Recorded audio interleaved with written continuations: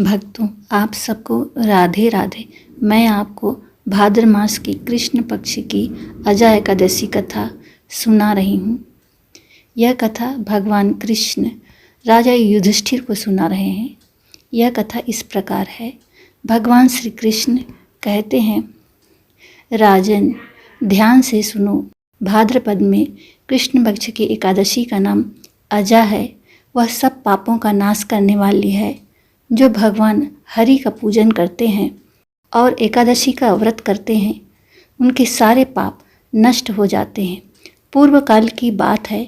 हरिश्चंद्र नाम के एक विख्यात चक्रवर्ती राजा हुए, जो समस्त भूमंडल के स्वामी और सत्य प्रतिज्ञ थे।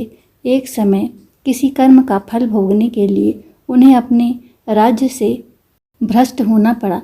राजा हरिश्चंद्र ने अपनी पत्नी और बेटे को भी बेच दिया, फिर अपने आप को भी बेचना पड़ा।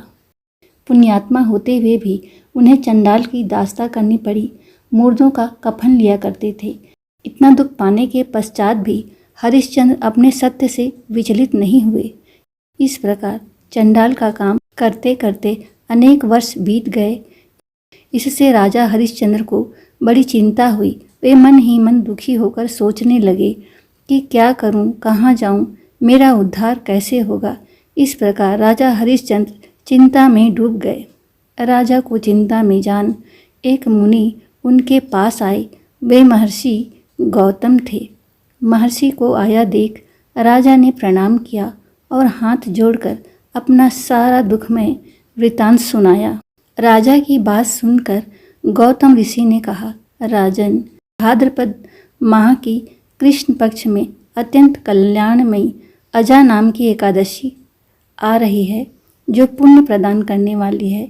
इसका व्रत करो। इस व्रत के करने से आपके पापों का अंत होगा। और कहा, आज के 7वें दिन एकादशी है। उस दिन उपवास करके रात्रि में जागरण करो। ऐसा कहकर ऋषि गौतम अंतर्ध्यान हो गए।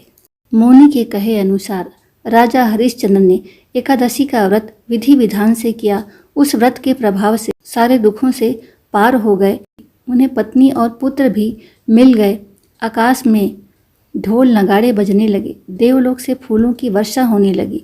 एकादशी के प्रभाव से राजा को फिर से अकंटक राज्य की प्राप्ति हुई और अंत में उन्हें अपने परिवार और परिजनों के साथ स्वर्ग की प्राप्ति हुई। भगवान श्री कृष्ण कहते हैं, राजा युधिष्ठिर, इस व्रत को करने से मनुष्य पापों से मुक्त होकर स्वर्ग लोक को जाता है और इसे पढ़ने और सुनने से अश्वमेघ यज्ञ का फल मिल जाता है।